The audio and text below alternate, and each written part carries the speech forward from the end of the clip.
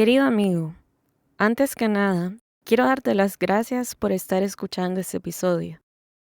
Siendo el primero, creo que lo mejor es contarte un poco de mí y sobre por qué decidí iniciar este podcast. Mi nombre es Stephanie Chamberlain. Tengo 34 años y vivo en El Salvador. Me gradué de la carrera de Ingeniería Industrial en mi país y he hecho diferentes tipos de trabajos durante mi vida adulta. Actualmente, puedo decirte que estoy terminando mi primera novela. Así que, si quieres, puedes imaginarme como una escritora y podcastera primeriza. Desde los 15 años fui diagnosticada con trastorno obsesivo compulsivo, conocido también como TOC por sus siglas. Desde ahí, una vida que ya había presentado episodios difíciles se tornó mucho más complicada de manejar. Pasé varios años muy difíciles como adolescente, yendo al psiquiatra a terapia y probando una variedad de medicamentos hasta encontrar la combinación que pudiera ayudarme con mis obsesiones, la gran ansiedad asociada y el insomnio. Algunos años después, cuando ya me sentía mejor, yo decidí por mi cuenta simplemente dejar de tomar medicamentos y dejar de ir a terapia. En retrospectiva, puedo ver cómo esta idea no fue la mejor, ya que en menos de un año me empecé a sentir muy mal otra vez. Durante la universidad la pasé muy mal con mucha ansiedad y después de unos años estudiando, ya había desarrollado ciertos miedos asociados a acudir a donde un profesional de la salud mental. Tenía miedo de que no me entendieran, de que me juzgaran, de que dijeran cosas que me causaran aún más obsesiones y un nivel de ansiedad mayor. Así que seguí pasándola muy mal por varios años, incluyendo después de la universidad. Llegó un tiempo en el que tenía episodios fuertes de TOC y ansiedad casi cada semana. Como te mencioné antes, he trabajado en diferentes tipos de actividades, ya sea como emprendedora o como empleada. Desde mis últimos años de universidad, tuve un gran anhelo por encontrar un trabajo que me gustara de verdad, que me hiciera sentir autorrealizada. Pero al mismo tiempo que yo navegaba esa búsqueda, surgían necesidades financieras. Por esta razón tuve que hacer algunas cosas que no me llamaban tanto la atención. Y en uno de esos trabajos llegó un momento en el que empecé a sentirme desanimada. No me sentía bien con aspectos importantes del ambiente del lugar en donde estaba trabajando. No estaba de acuerdo con muchas cosas de la cultura de la empresa. Pero lo más pesado para mí era que yo no me sentía a gusto con las actividades que me correspondía hacer. Con el paso de las semanas me fui sintiendo mucho más desanimada. Sentía que cada día ir al trabajo era como si me llevaran arrastrada por el pavimento. Pasaban más semanas y sentía como que estuviera marchitándome, desvaneciéndome. Llegué a sentirme realmente miserable en ese punto de mi vida. No lo sabía aún, pero mi depresión ya había comenzado y se había ido agudizando desde mi inicio en ese empleo. En cuanto pude, renuncié para poder retomar la exploración de otros tipos de trabajos que sentía que me llamaban más la atención. Gracias a Dios, a pesar de que la depresión seguía, pude mantenerme a flote financieramente por un buen tiempo. Incluso un tiempo considerable en el que estuve muy bien económicamente, pero dentro de mí sentía un gran vacío, una gran desesperanza, un gran temor al presente y al futuro, una gran falta de energía y muchísimo desánimo y tristeza. En paralelo, mis obsesiones fueron entrando en un periodo más severo. Nuevamente empecé a tener muchos episodios obsesivos y mucha ansiedad. Se dio la casualidad de que al mismo tiempo, una persona cercana a mí estaba iniciando un proceso terapéutico. Esta persona me iba contando sobre sus sesiones con su psicólogo y me fui dando cuenta de que todo sonaba como algo que podía ayudarme a mí también.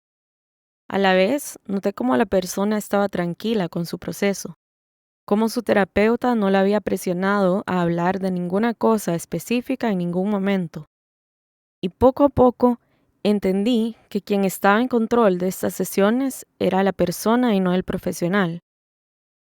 Esto me ayudó mucho a poder comenzar a visualizarme a mí misma en un escenario de terapia en el que yo iba a estar en control y no iba a compartir cosas sobre las que no quería hablar aún.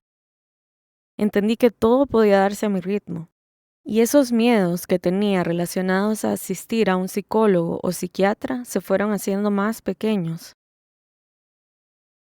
Los meses que continuaron fueron los previos a mi cumpleaños número 30.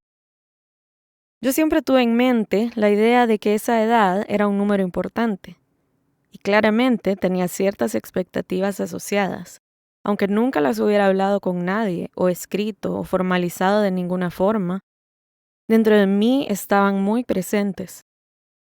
Y al irse acercando el año en el que iba a cumplir 30, fui entrando en una crisis existencial, porque mi realidad era muy diferente a la que yo había imaginado para mí.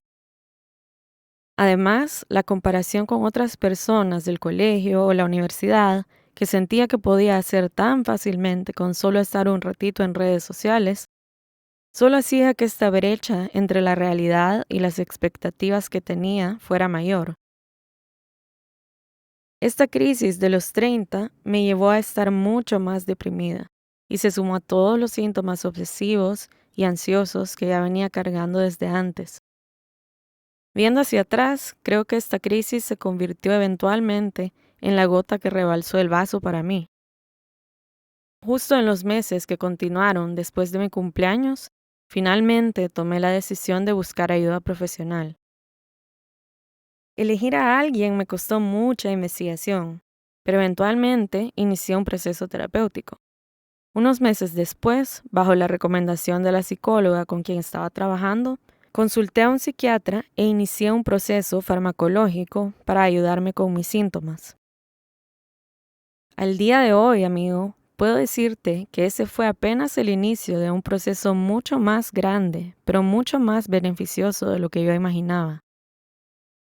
Las cosas se complicaron en cierto momento, porque mis síntomas depresivos no habían mejorado lo suficiente y comencé a tener problemas para seguir realizando las actividades productivas que me proveían de los ingresos con los que podía pagar mis sesiones. Llegué a sentir una falta de energía y ánimo tan grandes que no podía obligarme a trabajar. No tenía energía para casi nada en realidad. Hasta las cosas más cotidianas como ir y servirme un vaso de agua se sentían como un esfuerzo muy, muy grande. Eventualmente no pude trabajar para nada y tuve que hacer una pausa larga en mi proceso terapéutico. Y solamente hasta que logré ir contando más sobre mi situación a otras personas cercanas, fue que encontré el apoyo financiero necesario para que alguien patrocinara mi regreso a terapia. Gracias a Dios, desde mayo de este año, he tenido el privilegio de poder estar yendo a terapia regularmente con una psicóloga, así como al control de mi proceso farmacológico con un psiquiatra. Y estoy enormemente agradecida de tener esta oportunidad y de poder ir viendo cómo distintos aspectos van mejorando poquito a poquito a través de las cosas que entiendo o aprendo en terapia y del trabajo de los medicamentos. Y todo esto nos trae al día de hoy y a la idea de este podcast. Amigo, amiga, yo no soy una profesional de la salud mental, claramente. Lo que sí tengo son años de experiencia siendo alguien que padece de enfermedades de salud mental. He pasado por momentos muy duros para mí. He tenido el pensamiento de que debería de estar muerta o de que quisiera morirme en incontables ocasiones desde que inició mi depresión.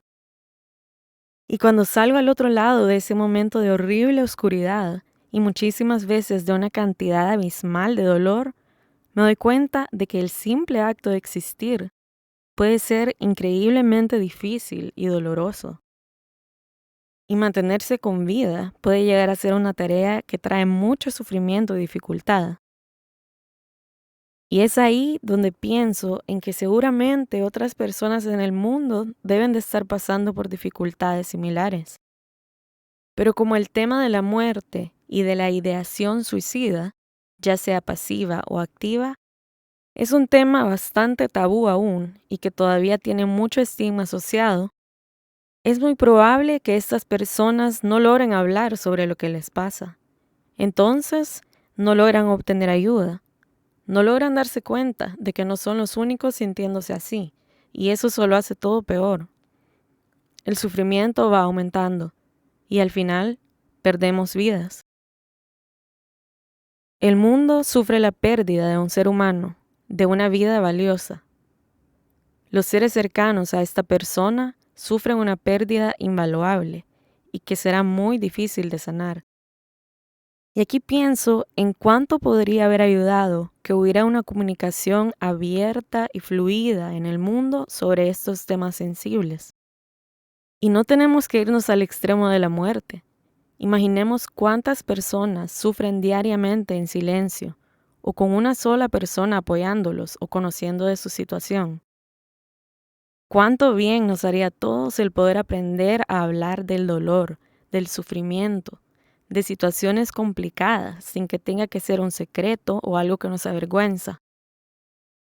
Sea cual sea nuestra situación, estoy segura de que nos beneficiaría mucho, ya sea para ser más conscientes y empáticos con los demás, para poder ser un mejor apoyo para los que lo necesitan, y también para poder encontrar nosotros mismos esa ayuda y compañía que necesitamos para salir adelante, sin sentir que tenemos que escondernos. Y es que si nos comunicáramos abiertamente sobre nuestras dificultades y sentimientos complicados, amigo, podríamos darnos cuenta de que hay más personas que están sufriendo. Hay más personas que se sienten solas. Hay más personas sufriendo en silencio. Hay más personas haciendo esfuerzos invisibles. Hay más personas sintiéndose como tú o como yo. Y hay más en tu vida que este momento.